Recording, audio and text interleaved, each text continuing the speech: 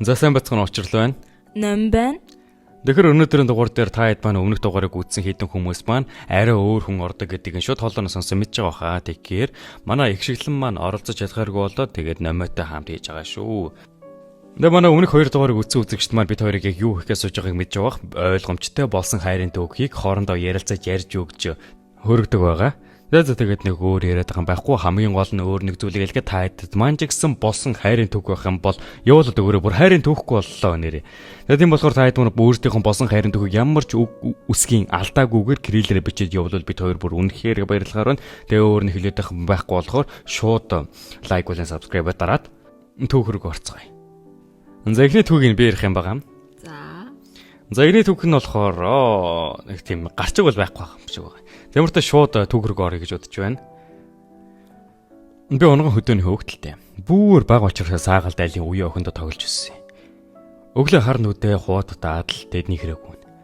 Өдөржин хамт тоглож голын хэрэгээр гүйлдэж ааруулж ихрээ хувааж идэж орой л хинэн гэрийн бараар. Яагаад ч юм том болох тулсам тэр охиноор л хорвоог төсөөлдөг болчихсон байж лээ. Эмэгтэй хүн гэдэг тодорхойлт миний хувьд ерөөсөө л тэр өх. Урдээсээ хоёр жил жижигтэйг өтгөн сормос гүн давхраатай том нүд нар монтаж байгаа юм шиг инээмсэглэл. Цэвэрхэн бороо ирсэн хөгжимшиг хоолой ичимхий зан гэдэл. Бид хоёр сумын сургууль нэг ангид орсон. Сургуулийн дотор байранд өөр тасагт байна. Өглөө хичээлдээ хамт явахаас гадна 5 дахь орой гэрлүүгээ хамт явна. Гэр гэрээс бид хоёртой нэг утанд имэрнэ. Боорцог ааруул яг тэнцээ хувааж аваад л дөрөж дуусгасантайгаа хуваалцсан. Даалгавраа хамт хийн, дандаа хамт тоглоно. Яг нэг айлын өгтөчгөл. Ээж аваад ч хоорондоо сүрх ийм санаацууд. Одоо бодоход дасгаас яав дээ. 7 дугаар анги хүртлээ тийм байдалтай дандаа хамт байж хин хиндээ дасаад тэдний их гэнэ тодроо нөхөлчихсөн. Мөрөөдүүдээ мөн чиг ярилцсан та. Хин хинэн багш болон шүү гэдэл. Хоёулаа гоё агаа анаа болцоход дандаа болцнаа гэж хэлээд хазар дээр өнсчгээд гүйжлээ. Би явсан оройн уулж унжаад бөө юм болсон. Хэдэн сар жилээр юм орсондаг. Холбоогоо болчихж байгаа юм чинь өдөр бүр ярилцдаг байсан хүн гинэт явах нь үнэхээр аимшигтай шүү дээ. Зуны амралт таач ирэхээ болоод ээж аванч холбоо тусарчихсан. Он жилүүд өнгөрөх тусам ямар охин болоод хаана явж байгаа бол гэж их бодогдно. Жил болгоны төрсөн өдрөөр нь бүр их бодоно. Хавар, зун, намар, өвөл. Өлөрл болоо цаг хугацаа харавсан сумшгал өнгөрөн. Бүх юм хэвээ юм шиг хэрнээ нэг л дутуу хоосон. Соошалж өгж өгөө байсан үе болохоор хаана юу хийж явааг нь огт мэдэхгүй хүнээ санах үнэхээр хэцүү юм билээ. Өмнө нь дурдсанчлан хорвоог тэр охин ойрол төсөөлдөг байсан болохоор өөр хүнтэй үерхэж хохирлгүй явсаар 10 жил төгсдөг юм байна. Надад ааруулсан хүлж ирээд л шинэ хайрсан борцгноосоо заавал манад оруулж ирж хөдөлмөрийн хичээл дээр нэгсэн оролт оймсоо надад өгдөг байсандаг. Намааг үнсээд гүйсэн жаахан борохон дотроос зүгдээстэй. Жаахан хүүхдийн сэтгэл зүйд тийм гүн шингэж гисэн хайр гэхээр сонирн байгааз. За тэгээд оюутан боллоо. Мобисын багангийн хавааравлаа. Хүн болгон чи толгойтой байж нэрэ бала гэдэл. Миний сонголт яалчгүй чин сэтгэлийн мөрөөдөл байсан болохоор огт төрөлзөөлгүйгээр зүгээр багш болно гэж шийдсэн өмнө ч ихсэн түнтэйг ярьдаг байсан учраас шууд л багшийн мэрэгчлийг сонгосон юмдаг. Оюутны ихний нэг жил тэгээд хичээл номонтаа дарагдаад л өнгөрлөө. Дараа жил нь ч гэсэн. Энэ удаад харин найз охинтой болсон. Ингийн даруу ангийн охинтойгоо үерхэд л хөөрхөн явж байхад яг энэ үеэр марламагийн сураг гарт юм да. Юу вэ? Нөгөө сэтгэлийн жолоон молоо чинь алдуураад бүр байхгүй. Тогтоц зүү шатгаа болчихсон. Мойсийн багшийн ангийн оюутан болсон сурагтай. Бүр дугаар нь жолтлоо. Багшийн ангийн оюутан гэдгийг сонсоод намайг таг мартаг үнэн гадарлсан. За багын найзын хуваар ганц уулзчиж болно штэ гэж зориглоод залгаа шууд ярьлаа. Шууд л таниад уулзах газараа тоолоод ирдэл хүлээгээд суулаа. Бүр л үцэглэнтэй өсөх болжээ. Урт ус давхраатай нүдэн яг л хിവэр. Төрөлхийн гоо өсөглөнгээ тодгосон амуухан яриатай өсөв. Урдны мэдрэмж догдол яг хിവэр. Олон жил хайж хүлээсэн хүн яг урд минь сууж ян гэхээр бүр итгэж өгөхгүй нэ. Тэр оройжин ярилцсан суусгаас. Гадаа хавар болчихсон, бороо ганц нэгээр тусалсан бүүдийсэн орой байсан санагдана. Бэр гуйжсэн 5 сарда жирэмсэн л гэж байна. Цээж рүү нэг юм зураад л явчих жоом чи. Дотроо За тэгээд хайрлах тавлан байгаагүй юм байна. Би ч гэсэн амьдралдаа болох гэж байгаа хүн шүү дээ. Ингэж бодож өөрийгөө тайлбарлаад баяр хүрээгээд өнгөрлөө. Хэлсэх холбоотой байж байгаа надад хэцүү юм шиг санагдаад. Миний найз охин ч юу гэж бодох вүлээ. Ухааны бодод аз жаргал хүсээд л өнгөрлөө. Урдных чигээ хүлээ хээж билүү та. Амьдрал хэвийн үргэлжлэгч их сургуулаач төгслөө. Найз охиноос очсон. Ажилд рууд давхар хэл сурахад их хэл завгүй хүн. Хамгийн хажиргалтай зүрхний мухаарда маралмаа байсаар л байсан. Ээж болчихсон хөөрхөн зогсож байгаа та. Нөхөр нь ямар шуун байгаа бол. Яадал хаана кофе уугцаар очиргүй бодно. Нус арчиж өөрөө бие засаж чадахгүй жаах юмнуудтай өдөржингөө зурлана. Уурлна, инийн хайр хүрнэ. Хүүхдэд хайртай, мэрэгжилтэд дуртай болохоор амьдралдаа тухтай энгийн сайхан л байсан. Урдны адил нэг л орон зай хоосон байснаас биш. Бас л нэг хаврын бороотой орой утас тугарлаа. Маралмаа байсан. Уулзаж болох уу гэж байна. Яваад очлоо. Нөхрөөс асуулаад хүүхдээ ганцаар өсгөж байгаа. Хувийн сургуульд хэл уран зохиолын багшаар орсон гэтэл хамгийн сайхан нь тэрэн цож бид хоёр боцоод уулздаг боллоо. Хүүхэд нь надад огт асуудал юм шиг санагдаагүй. Аав ээж нь угаасаа сайхан хүмүүс байдгийг мэдэх болохоор түүнийг ийм эрэг тухтай сайхан эмэгтэй болж хүмүүсний гахаагүй. Энэ үеэс бид хоёрын яг жинхэнэ хайр эхэлсэн. Намайг хитэн жил бодож явснаа. Одоо хаяа болдгоо ч хэлсэн юмдаг. Хүүхэд байх үеэс нь ээхийг хөрслөхтэйг санагдсан. Ажил дээр нь зарим хүрээд очихоор бөөн баяр. Гүйж ирээд л. Бороонд бүжиглэж дээвэр дээр ярилцаад л. Шинэ жилийн өрөө намайг гэртээ ирсэн. Өөдөр оронгууд үсээ хоёр боожгсон яг өөрийг нь багын дөрвийг тэр жигт нь хулаад авчихсан 3-4-тэй гимэр жаахан өхөн баацаг алгаж ирээд л хөөцөөхөр тэрөө зөвчихсэн. Бөөн хараас харуулад үнэрлээд тэрвэрэд тавьмааргүй тийм энд мэдрэмж. Охиндоо хайлж урсгаж хайрлаж асгарцаар би гэрлэх саналаа тавьж хамтаа амьдралаа эхлүүлээд сайхан амьдарч байв. Манай охин одоо манай ангид явдаг. Анги дээр аав гэж дуудаж болохгүй шүү гэд би их хоёр ихэрлцнаа. Аав юм чин аавлах юм штэ. Гэж ирээд бөөн гомдол. Ажлын байр гэр хоёр өөр байдаг байхгүй юу? Миний охин гэдэл чихэр жимсээр аргацаар ойлгуулсандаг. Яг манай эхнэр шиг тоондоо муу зэгнэхаар хошоогоо унжлаад нусаа татаад зогсчихтон. Бөөн хайр. Бид гурав саяхан шинэ хүнээ өлөөдөж аваад дөрүүлээ болсон. Миний хүүхдүүд ерөөсөө л хайр. Учрах өстэй хүмүүсийн зам хэд салсан ч эргээд нийлдэг юм лээ. Гол нь үнэн бөгөөд зөрөгтэй байгаарай. За тэгээд түүх мөр ингээд дуусч. Ямар хөөрхөн юм бэ бүр. Юу хөөрх. Гүй чи бодолтой ингээд. Ямар муухай бэ? Яагаад муухайгаа? Өөр хүмтэй болсон байж тээ ямар муухай. Шичийн ёо. За арай муухай ирсэн үү?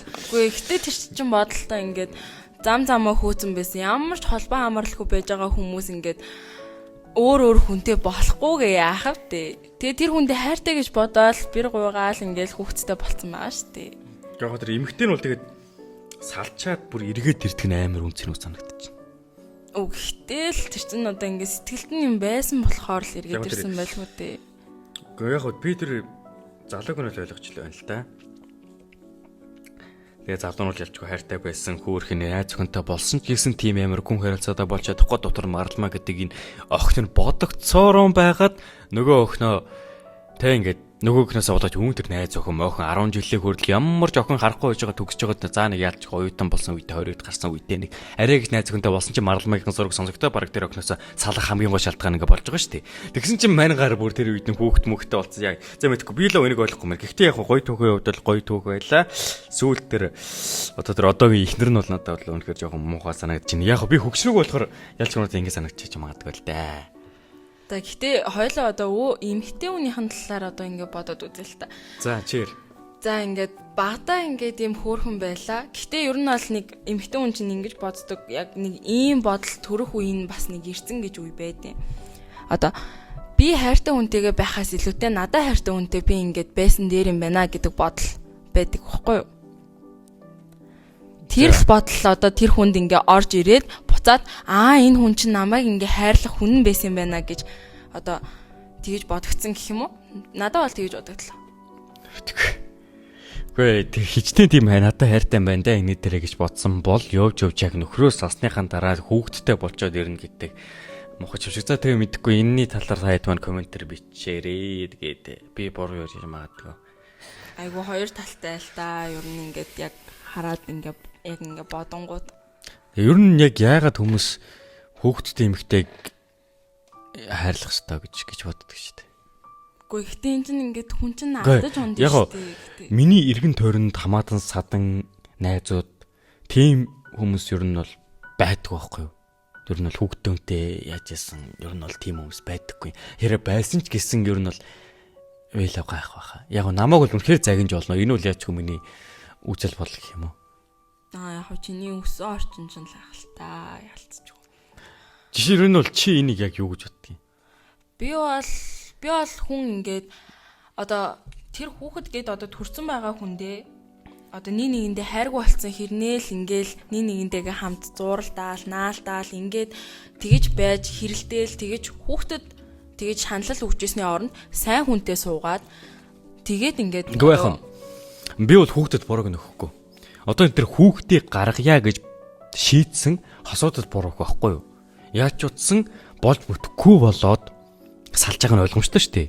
Тэр болж бүтэхгүй байх гэдэг чинь гинтл нэг ганц цаа яг араар тавилтаас бусдаар гинтл ингээ гараад ирэх тийм салгах шалтгаан болохгүй л байхгүй. Тэр хүүхдийг гаргана гэдэг шийдвэр бол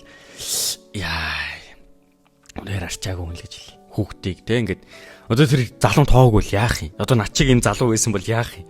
Тэр хүүхдийг одоо зүгээр насаараа тэгээд хагас хүн чинь байх гэнэ шүү дээ. Тийм болохоор тэр шийдвэр дээр амар буруу шийдвэр гаргасан гэд би эмхтэй эрэгтэй хоёр хүнийг хоёуланг амар буруудах гэж байгаа байхгүй. Тэгэхээр тэр эрэгтэйд нь ч буруугаа яг эрэгтэй нь хаяа явцсан гэдэг бол бүр амжигтай жигсэн тэр эмхтэй тэр хүүхдээ гаргана гэдэг шийдвэр гаргасан тэр эмхтэй бас л нэг тийм төгс биш. Төгс бос миний хувьд бол төгс бос л эмхтэй. Яг угаасаа тэгээ хүн болгон ч төгс бос шүү дээ. Гэтэ яг тэгэл хүний л амьдрал шүү дээ. Одоо тэгээд ойлгох асуудал та. Гэтэ би бол хувьдаа бол нэг энийг бол салтыг бол дэмждэггүй. Одоо хүүхдтэй болохоос өмнө одоо бэр гуйлахаас өмнө одоо ингээд бүр ингээд гэрлэхээс өмнө хүүхдтэй болцсон ч байх одоо ингээд магадaltaй байх байхгүй.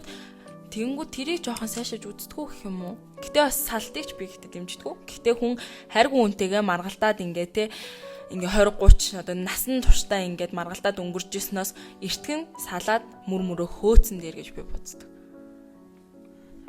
Тэгээд ямар тач бол нэг тийм алдаа нь бол алдаа тэр хүүхдтэй төрүүлсэн нь бол тэр хүүхдэд бол ямар ч буруу өгөхгүй. Яаж ч болсон хүүхдэд бол хүүхдэд яаж буруу гэн чи одоо яг төрсэн буцаагаад ор гэж чих юм уу боломжгүй үстэй. Яаж ч хүүхдэд бол ямар ч буруу өгөх юм зүйл байхгүй. Гол нь тэр эцэг ихийнх нь алдаа гэдэг бол ойлгомжтой. За тэгээд эдэрхий бүтэр сунжтраа ярьчлаа. Тэгээд дараагийн төгрөг орцгоё. Тэгэхөө. Тэгээд манай тамбай мөн ярих юм байна. За. Энэ түүх оюутан болоод 3 дугаар курст орох жилийн зунаас эхэлсэн юм. Би хичээл амрангууд хөдөө өвөгийн дэ очдог зуршилтай. Үүнийхээ дагуу тэр жилч гисэн утсан. Төрж өссөн нутгийн агаар үнсээ давах шиг л уцж байгаа юм чинь. Өвөөгийн 2 айлтай саахал цусдаг. Тэнд очоод амар амгалан 7 хоног өнгөрөөсний дараа хажуу айлт нь хотоос мөн л начиг амрах гэж байгаа болтой үеийн залуу ирд юм байна. Яа тэрний тэр царай зүс байгаа байдал би хаа юу юм бэ? Нэрэ зүгээр л төгс. Хоолой нь хүртэл бүр. Гэтэ арайч бас ингээд шууд дурлцаагүй маа. Яад гэвэл өстой муухай их зантай амтан байсан. Яг нөгөө Токиогийн дурлалын гол дүрийн ээр шиг тэнэг гар. Дугарч ядаад нэг дугархаараа дандаа хүн доош нь хийсэн юм ярьж үтнэ. Харахаар дургу үрээд тэнд бид хоёр бүр хонж хоншил зөрчилддөг байсан. Бид хоёроос гадна бид хоёрын үеийн 2 3 хүүхэдтэйсэн. Тэнд ч угаасаа хүүхдүүд хамтдаа нэг фракц болоод ажил төрөлт хэсэг хэсгээрээ дайрлагдсан шүү дээ. Намайг удаан өдөлгөөнтэй яс мэлхий гэж дуудана. Өглөөс ирэхгүй унтжул дээрээс бүр ус асгаж сэрэн. Ёстой зөв амтан. За шууд гол хэсэг рүү орчих. Зөрчилдөж, муудаж 1 сарыг өнгөрөв. Хурдан яваасай л гэж бодогдно. Гэтэ яг урдаас нь хараад суухаар царайныхан сайханд уярч гад хэцүү. Ингэж 7 дугаар сарын учиргүй бороо хасгарсан шөнө Хамаг мал нь үргээд өхөрнүүд нь хідэн тишээ тараад гадаа манаж хонох ажилд бид хоёр дайрчлагдав. Эндээс л бүх юм ихэлсэн. Майханд гадаа хамт хоноод тэр шөнө жинхэнэ өөртөө танилцсан гэхүү дээ. Тэнэг амтан гэж боддог батны тодорхойлт надаас бүр мөсөн алга болов. Мөрөөдөл, зориг, үзэл бодлыг сонсон чинь бас болж шүү. Их л ухаалаг, гигэн бодолтой, том өрөөдөлтэй мундаг хүүхэд нэмсэн чинь. Чин сэтгэлээсээ ярилцаж үзээд үүнээс хойш харилцаа арай сайжирсан. Бүр сайн болцгоогүй ч тоглоом шоглоом нь арай учиртай болоод ирж байгаа. Нөгөөхөө арай өөр өнцгөр хардаг боллоо. Удаагүй наадан болж томчууд тоглолт үзээд шүн хүртэл ирээгүй тул бид нар дураараа загналгүй яах вэ? Түүдэг гал хасааж суух санаа төрөөд харин тэр иймэрхүү юмд дургүй. Та нар л явцгаа гэд унтаад үлдсэн. Нуурын ирэг дээр түүдэг гал хасаал, тойр цугаад элдвэн юм ярилцаж цаг нөхцөөж исэн чинь ундаа тоцорсон нөгөөх чинь гитараа бариад хүрээд ирдэг юм да. Ганцаараа эвгүй чинь үү? Ямар тааж тэгж тэнэгтэж ирээд гитараа бариад дуулваа. Би анх чамд дурлаад шүн алган чамайг зүүдэлтгсэн. Алаг хоёр нүд чинь анхны бороо шиг тоглуулсан гээл. Хажуунаас нь харсан чинь шанааных нь яс өөгүй өндөр хаамар цагаан арьс гой хоолойнд бүр нэг үлгэрээс гараад ирсэн хаанхуу айтай. Анх удаа яг тийм жинхнээсээ гоёар хараад үүр цайтал тэгээд суугаад өглөө болохын хаалтад харих болцоож бид нартай зэрэгцэж том чуудч ирээд хөдөөний завгүй амьдрал хэвийн үргэлжлэв. Тэр үеэс намайгч бас арай л өөрөөр хардаг болсон мэдэгдэжсэн л та. Хин энэ нь өрдөө сар гарны дараа буцна. Яагаад ч юм хайран хамт байгаа л баймар санагдах басныг гайхаж дурснаа мэдэхгүй явсан сонин хүн л дээ би. Гэсэн ч нөгөө л өмнөх янзаараа надад тугал татаж өгч би үнээгээ сааж хаяа хамт хонь мал хариулж хөзөрдөж өдөр хоногийг өнгөрүүлв. Энд ч яах вэ? Нэг орой өдөржин хонь хэргаж ядарсан завгүй байсан хүмүүс би ганцаараа хоол хийж өхөр болоод сүрхий ажил болж сууж байгаад гадаа тавьчихсан байсан маха нохоод наалтаж зоог болоход ёстой жижи болсон доо. Одоо яана өссөн хүмүүс намайг барьж идэндээ ухааны юм бодоод хоолны халбаг барьчихсан. Алсын бараа ширтээд эмороо цууж байсан чинь нөгөөх чинь сүрхий ирснэ. Юу болж юм? Яасан л хийж юм.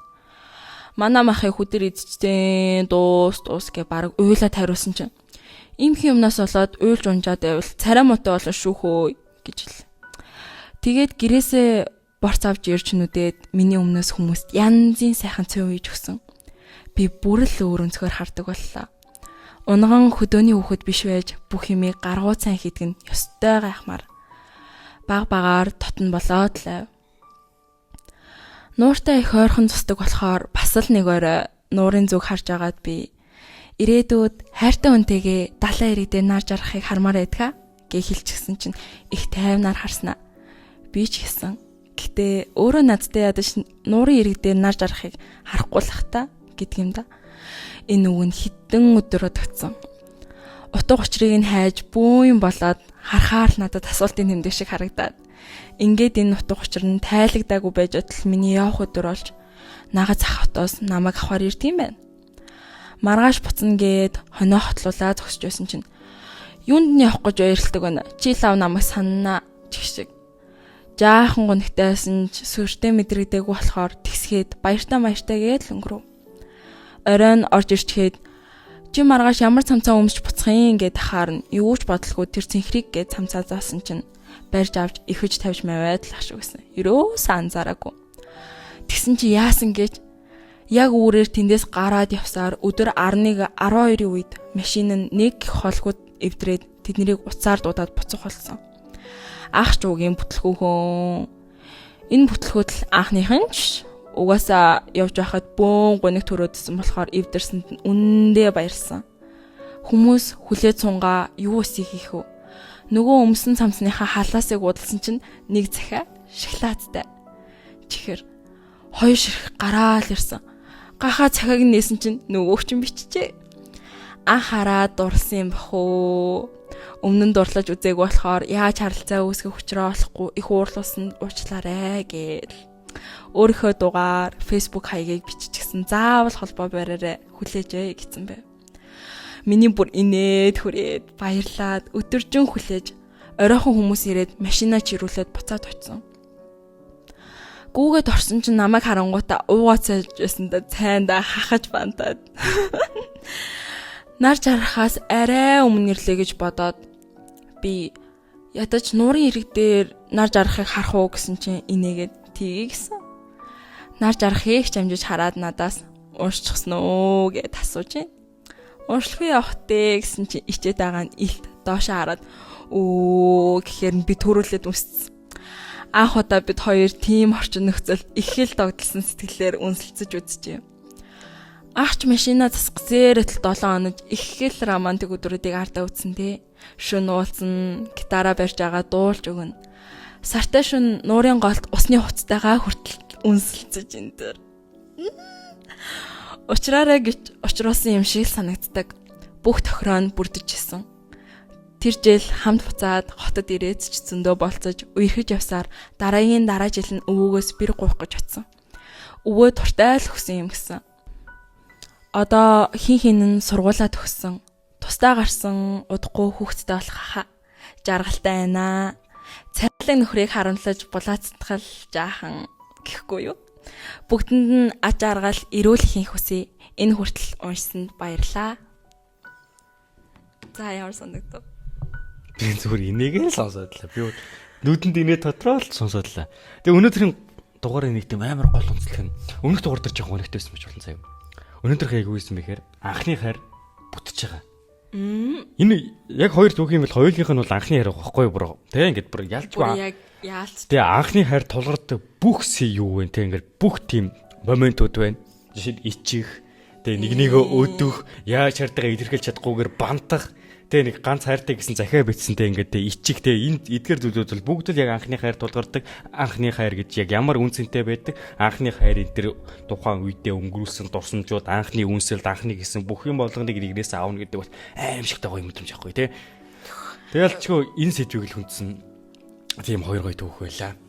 Тийм миний үед гэсэн. Би бүр сая ингээд чамайг уншиж байхад ч гэсэн би өөрөө бас ингээ уншиж байхдаа миний бүр ингээд нүдээс бүр ингээд инээд ингээд бүр ингээд салахгүй байлаа. Бүр инээ дотроод бүр үнэхээр хөөрхөн байлаа. Яг анхны хайр гэдэг хүн яг тэгчл тусдаг байх гэж би бодож байна. Анхны хайр угсаа яг тэг ингээ угсаа хоёулаа нэг ер нь бол баг харж байгаа ч хоёр хүмүүс ингээ сая бол уулзж байгаа шүү дээ. Тэгээ өмнө нь юусаа харж байгаагүй. Гэхдээ ялч уг цаг хугацаа өнгөрөх тусам тэг нэг эрэгтэй хоёр гэдэг хүн ямар байдаг вэ? Эрэгтэй эмэгтэй хүн хоорондоо яг юу мэдрүүлдэг вэ гэдэг дээр сая нэг кейс гарч иж байгаа. Жишээ дээр цовингийн эрэг дээр. Тэгээ маха эзэн байж байхад бүр үнэхээр нэг эрэгтэй гэдэг хүн чинь ноён нуруутай тийм эмэгтэй хүний гоё хамгаалаад уйлж яхад нь харагдаж ирээд өөрөө өмнөөс нь хариуцлага хүлээх. Тэгээ эмэгтэй хүний тэгээ өмнөөс хариуцлага хүлээнэ гэдэг бол бүр яалтчгүй амар тийм юу мэрэ. Тийм эрэгтэйлэг шинж. Эрэгтэйлэг шинж. Тэр эрэгтэйлэг шинж нь эмэгтэй хүнд яасан дутагдсан тэр шинжийг нь гоё нөхөд гарч ирж байгаа нь ялчгүй нэг тийм эрэгтэй хүн гэдэг хүннэр тэгээ эмэгтэй хүн гэдэг чинь эндээс яг ингээд эрэгтэй эмэгтэй гэдэг одоо энэ одоо хүүсийнхаа одоо энэ ялгааг ингээд яг мэдэрч штэ хоёр хүн хоёлаа. Тийм тэгээ өмнө нь бол нэг тийм сүртэй тий хүнтэй харилцаж үерхэж үзээгүй хоёр хүнд бол эн чинь бол амар шинэлэг хүй гэж аав шиг мэдрэмж төрж байгаа байхгүй эн чинь минь аав биш дээ. Тэ ээж аав биш дээ. Энэ миний ах биш дээ гэсэн байдлаар одоо ингээ харж эхэлж байгаа гэсэн. Нэгтэй ямар хөөрх юм бэ? Хоёр л бүр энэ л дурдлал байдаг бах те. Яг тийм эрэгтэй өнгөтэй гарч ирэнгүүтээ ах ээж тэг ингээ бүхий л нэг тийм юуг нь эрэгтэй хүн өөр одоо нөхөж гарч ирж байгаа. Ямар цусан холбоогүй хүн чинь ингэж гарч ирнэ гэдэг бол яг анхны хайртал тэгэж аим нэг тийм мэдрэгдэг баг. Сүүл дээр нэг тийм үерхэд архагчсан те. TTX тийм хүмүүст бол нэг тийм санагдахгүй шүү дээ. Энд чинь байдаг л зүйл гээд те. Гэтэ яг анхны хайр бол яг л ингэж л мэдрэгддэг байх гэж би яг уншиж байхдаа бодогдлоо. Тэгээ ер нь бол тийм анхны хайрууд амар ууддаг. Сэтгэл дотор хүртэл ингээд өчнөө жил өнгөрсөн ч гэсэн байж л байдаг. Хамгийн ихний түүхэн дээр гарч байгаа шиг тийм ингээд дараа нь бүр хэдэн жил рүү оюутан болоод найз хүнтэй болсон ч гэсэн хамаагүй их нэртэй хүүхэдтэй болсон ч бичих тийм. Гэхдээ эргээд анхны хайртай болж байгаа гэдэг бол анхны хайр гэдэг бол аим шигтэй нандаа мэдрэмж байдаг. Тухайн үндэ ээжсэн. Одоо ад жаргалын гормон гэж байгаа шүү дээ. Тэр ад жаргалын гормоныг бол бүр хийтэй хялгаруулдаг. Тэг юм тэр ариг тамиг тэр хурамчаар хийсвэрийг гаргадаг юм биш. Хайр гэдэг бол вэ шүү дээ. Жинхэнэ бодит допамин. Тэр бол хуурамчаар гаргадаг зүйл биш. Тэр хүний амьдралд хэрэгтэйтэй байгалийн хэрэгцээг хангаж өгж байгаа допамин. бүр Тэгээ хүний нөхөн өрчихүйнтэй системийг гол тулгуурлаж байгаа тэр допамин гэдэг зүйл чинь сая анхны хайр гэдэг тэр хит их ялгардаг байхгүй юу? бүр хамгийн анх удаага ингэж ялгарч байгаа үе байхна шүү дээ. Ямар сандал ч бодолтой. Манай эмээ ингээд одоо хүртэл анхны хайраа ингээд сандаг. Тэр хүнийг ямар царайтай байсан, анх яадаг байсан гэ одоо бүр бүгдийг нь ярьдаг. Гэтэ азар тэр нь манай өвөө байсан л та ялцчих. Йоо. За. Тэгээ анхны хайр гэдэг бол угсаа аимшигтай юу гэдэг. Хүмүүс чи анхны хайр бүтэдэггүй гэдэг. Яг тэр бол үнэн баг. Яг тэр амар олон алдаа гаргадаг. Анхны хайр дээр алдаа гаргадаг ч гэсэн амар олон hasчралтай мөчүүдийг хамтд болдог. Тиймээс анхны хайр гэдэг бол ер нь бүтэхгүй гэдгийг нь бараг 50 байгаа. Яг би бол мэдэхгүй. Миний бол анхны хайр бүтээгүй. Одоо минийх ч гэсэн бүтээгүй. За яг тэгээд энийг сонсож байгаа бид хоёрыг бүтээгүй гэж болчихсон энийг сонсож байгаа хүмүүсийн бараг тэгээд ихэнх нь анхны хайр нь бүтээтэй гэж магадгүй. Анхны хайр гэдэг магадгүй. Тэгэхдээ анхны хайр гэдэг ер нь бол тийм нөхцлөөсөө хамаардаг баха. Одоо чинь ялангуяа нэг тийм энэ бол жинхэнэ Монголыг илэрхийлсэн те. Монгол хэм маягийг агуулсан түүх байгаа байхгүй. Хойлонгийнх нь хувьд ч гэсэн хойлоо ингээ хөдөөсөн гэж жагаад ингэсэн. Яг монгол хүмүүс яг яаж нэгэндээ сэтгэлтэй болдог вэ гэдг нь эндээс амар харагддсан болов. Одоо л нэг юм нэг сонин худлаа нэг юм болцсон болохоос биш. Ер нь бол яг хүмүүс яг яаж нэгэндээ хайрлцдаг вэ? Яаж нэгэндээ дурладаг вэ гэдгийг ингээд өгсөн болов гэж би бодоод байгаа шүү. Нөгөө нэг тийм сүүлийн үеийн тойр дурлал чинь одоо юу гэмээр амар задгаа болцсон. Тэгээ бүр ялч үйл задгаа болцсон бүр. Одоо тэр түүх хайрын түүх явуулж байгаа хүүхдүүдийг харангуй 4 5 7 8 дугаар анги хүүхдүүд хайрын түүх явуулж байна бүр. Пэ тийм яш тайлцдаг болсон юм уу? Одоо арай үлгүүд тэр бүр за нэг охиныг яг тэр нэрийг нь дуртахгүй ч гэсэн түүхийг нь дуртахад 7 дугаар ангид байхдаа нэг хүнтэй харилцаж үг хэрэгжижсэн чинь 7 дугаар ангид байж байхдаа чатар хамгийн анх ирсэн гинэ. Тэгснэ чатар айгүй догтлол мэдэрсэн юм бах. Өө яа за яг тэрийг нь дурдаад яг. Чатар айгүй гоё догтлол мэдрээ үсч нөгөөдгөө чатараа би өвчнөтэй гэд хагалгаа моглоханд орсон юм шиг байгаа. Мэдхгүй нэг амар нэг тийм энийг бол би бол ховдоо бол үнэлэхгүй. Анхны хайр гэдэг бол хөрөлцөх, мэдрэх, тийм мэдрэмж байдаг болохоос тэг ингээд нэг тийм. Зүгээр тэр бол зүгээр шохорхол байгаа байхгүй юу? Шоггүй. Шохорхол гэж бүр хэлчих болохгүй юм шүү бүр. Тэр бол юу л дээ тий. Яг хөө тийм хүүхдүүдийг бол яалч болно. Тийм болохоор тайт маань гэсэн хайрын төхөө явуулахдаа бас хит багчууд маань ойлоо ер нь явуулаад дүнд юм бэ. Ер нь болж өгүүлэгтэй хамгийн төгсөг ангид яасан тийм бодит мэдрэмж явах биш. Чатаар үргэлжсэн хайрын төхөө явуулна гэж бол байхгүй шүү дээ. Тийм биш. Тэр одоо тэр чинь одоо бараг чатаар үерхэд за тэрийг одоо яг миний үед бол бас арай байхгүй юм аа. Тийм юм бол надад бас. Гэхдээ миний үед бас арай байхгүй. Сүүлийн үед бүр яг дурддаг. Тэ нэг Gen-Z-ийн төгсгөлөөс ч юм уу. Яг би бол Gen-Z-ийн их үе л дээ. Гэхдээ тэр ч бас миний үед арай байгаа.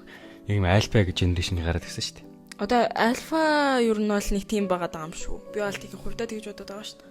Бас ингээд тэгэхээр ингээд үе хоорондын ялгаа малгаа гэд хүмүүс бас юм ярьж магадгүй. Гэхдээ энэ бол үнэхээр одоо ингээд мэдэгддэг, үнэхээр харагддаг юм. Хайр сэтгэлийн хувьд ч гэсэн одоо ингээд харагдчих шүү дээ. За тэгээд ер нь бол одоо подкастаа дуусгах цаг нь болсон юм шиг байна. Тэгэхээр та хэд маань өөрсдийнхөө хайрын төхөөг манай Instagram хаяг руу явуулаарай. Манай Instagram хаяг яг одоо description дээр байгаа. Мөн манай TikTok хосоо хүртэл байгаа шүү. Тэгэхээр та хэд маань өөрсдийнхөө хайрын түүхийг ямар ч алдаагүйгээр манай Instagram хаяг руу гоё тодорхой тайлбарлаад бичиж явуулаад өгөөрэй. Мэдээч үг хоорондын давтамж ч гэсэн аль болох баг байх хэрэгтэй. Одоо 12 дугаар ангид төгссөн хүүхдүүд байгаа бол яаж эсээ бичгээ одоо мэдж байгаа л үүдээ тийм үстэй. Тийм хэлэгч шалгалтаа өгсөн хүмүүс байна да энэ ч одоо. Тэгээ тиймээс та хэд маань үг бичгээ алдаагүйгээр яг гоё цэвэр монгол хэлээрээ бичээ шүү. Дундуур нь янз бүрийн англи үг оруулж ирвэл ер нь тохгүй болоо явчих шүү. За тэгэхээр энэ үртэл нь сонсон дэр үнэхээр их баярлалаа. Дараагийн цувралаа хурдхан авч үзхийг хүсвэл мэдээж лайк болон subscribe дараад үнэхээр наад үг чинь гоё байна. Наад цуврал чинь үнэхээр гоё явж шүү гэсэн тийм илэрхийлэл байх юм бол тэгээ тогтолсонд амар хурд оруулж яадаг. За юу тэхүүч гэж. За тэгэхээр энэ үртэл сонс төр үнэхээр хөөртэй тэгэхээр дараагийн цувралаараа уулзлаа. Тэр баяртай.